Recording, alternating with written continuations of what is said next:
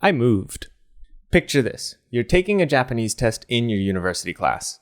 You're kind of struggling between two answers on a question. You pick one, and the teacher's grading you thinking, what an idiot this guy is, because you just failed. But the reality is you were kind of close. But school doesn't care if you're close. It's either right or wrong in school. Problem is, thinking your knowledge is either 100% or 0% is really toxic to yourself when you're learning. Why? Well, knowing something isn't 100 or 0%. Let's take studying with native materials, for example. The first time I read a light novel in Japanese, I had to really get used to reading from top to bottom. So much so that I actually couldn't recognize a lot of words. But when I looked them up in my dictionary and I was typing them from left to right, I realized what they were before I even needed to press enter. This is because even though I knew those words, I couldn't recognize them in this new format. So I would say my knowledge was probably like 70%, 80% on them. You know, I could read them left to right, but not top to bottom. And if I was only concerned about being 100% right, and if I only had right or wrong in my mind, then I would have been really bummed out by not being able to understand them when I saw them. It would be really demotivating when, in fact, I did know them like most of the way, 70%, whatever. One more really common example. One of the biggest problems I see students of Japanese facing is spending too much time on their flashcards. If they don't have every little bit of the sentence memorized perfectly, they hit the wrong button, or in the case of Native Shark flashcards, the crying face. This resets your card, you have to see it again, increases the time you spend in reviews. Now, sometimes the reset button, the crying face button, can be helpful if you, literally have never seen this card in your life. If that's how you feel, what is this? Then maybe you can hit that button. But if it's 10%, 20%, it kind of seems familiar. But when you see the card, you see the answer, oh yeah, I knew that, I think. That's good. Or even if it's on the tip of your tongue, maybe it's even 60% known, but you can't really speak it yet, but you can maybe kind of understand it. It's fine. Press the smiley face or the good button, because flashcards aren't tests. They're reviews. And the purpose of a review is to up that percentage of knowing it. It's not to be 100%. It's just to make it a little more. Even if it's only 2%, you're making progress in Japanese. And that means you're doing good. So you don't have to spam the wrong answer button.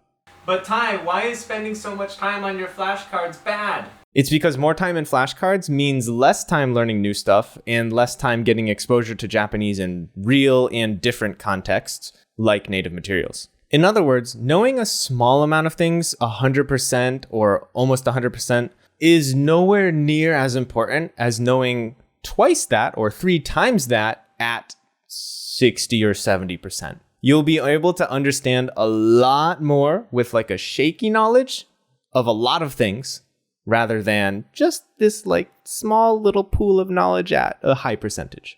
And interestingly enough, I would argue that that small pool of knowledge is not truly 100%, because you just kind of can't understand Japanese as a native English speaker without having a very wide understanding first. And that's thanks to them being just such a fundamentally different language, very high context language versus a very low context language.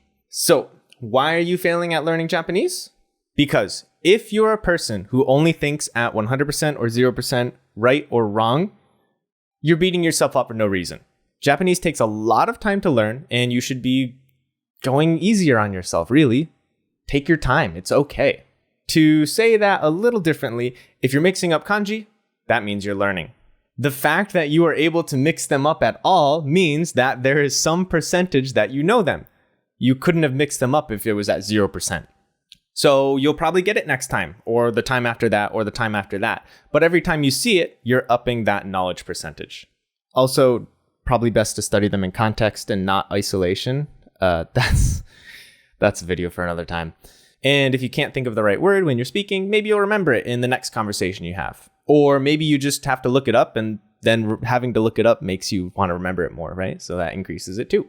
Or if you're like me and you can recognize a word in your study environment, but kind of struggled in the native materials and like real exposure environment, then maybe you didn't get enough sleep. Maybe it just wasn't your day. Maybe if you saw it in a different context, you would have recognized it.